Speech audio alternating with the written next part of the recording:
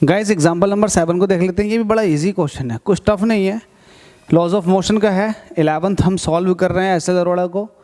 जिन लोगों ने अभी तक ज्वाइन नहीं किया है हमारे इस टेलीग्राम ग्रुप को, या फिर आपने यहाँ पर अगर आपने सब्सक्राइब नहीं किया हुआ तो आप लोगों से एक रिक्वेस्ट है कि चैनल को सब्सक्राइब कर लें। इससे मोटिवेशन मिलता है यार, हमें मेहनत करने का और मन करता है। तो आप लोगों का सब्सक्रिप्शन बहुत ही इंपॉर्टेंट है हमारे लिए। सब्सक्रिप्शन का कोई भी चार्ज नहीं है, फ्री ऑफ कॉस्ट है। वो पूरा का पूरा आपको 11th 12th मिल रहा है। एक एक न्यूमेरिकल, एक एक शॉर्ट प्रॉब्लम और थियोरेटिकल पार्ट, तो भाई आपको तो सब्सक्राइब कर लेना चाहिए। आप लोगों के लिए फ़ायदेमंद है। अगर आप सारी वीडियोज़ देख लेते हैं तो भाई आपकी नीट की बहुत शानदार वाली तैयारी हो जाएगी, बेस बहुत अच्छा हो जाएगा।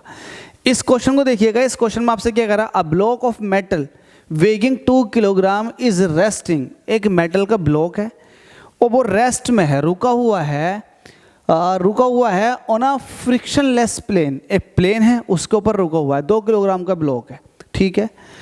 It is struck by a jet releasing water. तो अब हम क्या कर रहे हैं, हमारे पास एक पानी का जेट है और हम उस ब्लॉक पर मार रहे हैं। तो होगा क्या, जब जेट ब्लॉक पर जाकर लगेगा, जेट तो आप समझते हैं बहुत तेज धार निकल रही है पानी की, उस पानी की धार को आप ब्लॉक पर मार रहे हो तो ब्लॉक ने सरकना शुरू कर दिया, आगे को मूव करना शुरू कर दिया।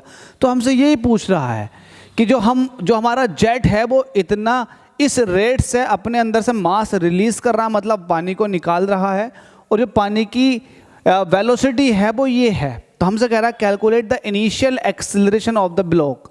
ब्लॉक का शुरुआती एक्सेलरेशन बता दो जब ये जेट उस पर ना पानी डालेगा। तो भाई देख लेते हैं, सिंपल सी क्वेश्चन है, सॉल्यूशन लगा देते हैं।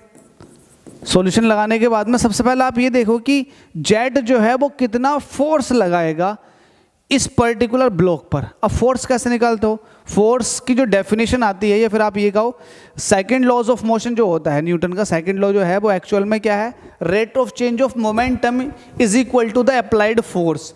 तो मोमेंटम में जो चेंज आया है वो फोर्स के बराबर है, तो फोर्स के बराबर है। अब मोमेंटम कैसे निकालोगे, मोमेंटम में चेंज कैसे निकालते हो, ये होता है dp/dt। अब p को आप mv रखने के बाद में आप वहां से देख सकते हैं। देखो कैसे देख सकते हैं, आप ये देखें, force on the block by the jet. तो F इज इक्वल टू क्या हो जाएगा, rate of change of momentum dp/dt।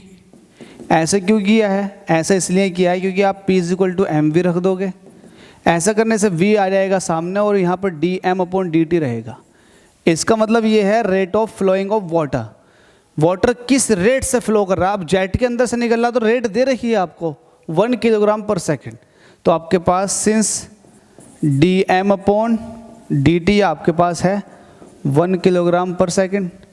दूसरा आपके पास क्या है, जो स्पीड निकल रही है जेट की वो आपके पास है, मतलब वाटर जिस वेलोसिटी से निकल रहा वो है।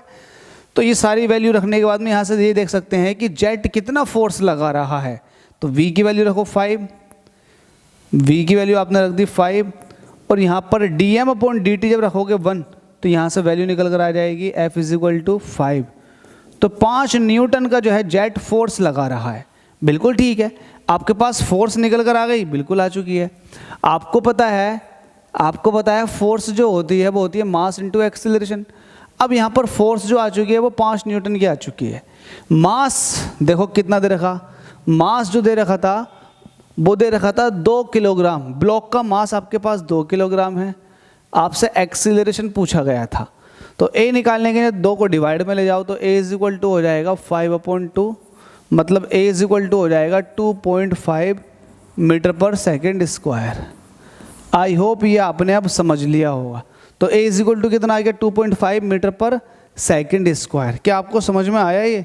बिल्कुल आना चाहिए। हमसे यही पूछा था कि इनिशियल एक्सेलरेशन कितना होगा, तो आपने इनिशियल एक्सेलरेशन बता दिया। इसमें कुछ टफ नहीं है, इजी था, और एक एक चीज़ आपने समझी होगी। अगर कहीं भी आपको अब भी दिक्कत आ रही है तो भाई टेलीग्राम लिंक दे रखा है, जाकर वहाँ फॉलो कर लें, मैसेज करें, अपनी क्वेरीज को डिस्कस करें। थैंक यू सो मच आप सभी के सपोर्ट के लिए।